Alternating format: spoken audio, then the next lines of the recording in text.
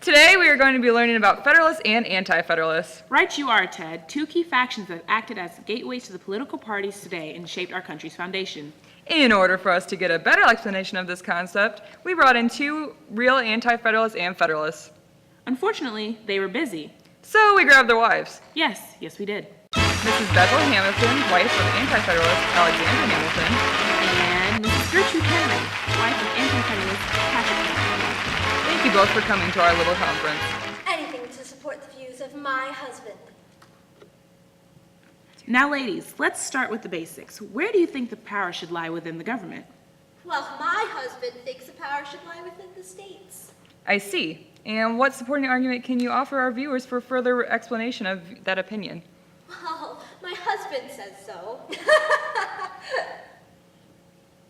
Let's help Miss Henry out for the sake of our viewers. The colonists had just come out of a monarchy in England. They were not keen on placing too much power in the hands of the centralized government, but acknowledged the need for central structure with limited power to avoid chaos. To summarize, they wanted a weak federal government that would not threaten states' rights. That's what I meant. Well, my husband accepts the need for a strong, centralized government.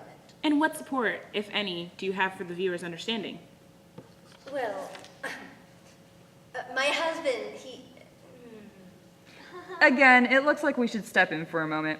The Federalists realized the need for a strong centralized government to prevent civil uprisings and secessions, but one with checks and balances and limitations on power to keep the system uncorrupt.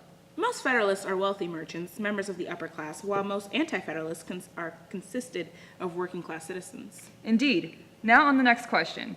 Who should represent our government?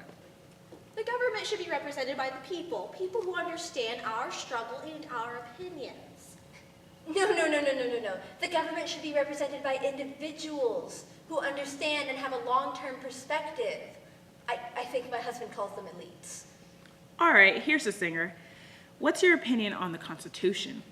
Oh, don't get me started on that wretched piece of parchment. It's just another way for the government to restrict our rights and expand theirs. Excuse me, that wretched piece of parchment is what will preserve law and order and bring our country together under a unified group of elected officials. Oh, and I guess it's coincidental that the federal government has built-in unchecked powers like little gems called necessary and proper clause. We need that clause to accomplish goals as a country in areas like defense and commerce and the expansion of the economy. If we're digging for little gems, how about that document you plow pushers call the Bill of Rights? That allows for way too much leniency and margin for chaos and uprisings. We have enough rights as it is. The Constitution needs a Bill of Rights. The Constitution protects the rights of our citizens and Bessies, and if we didn't have the rights, they could be taken away at any time.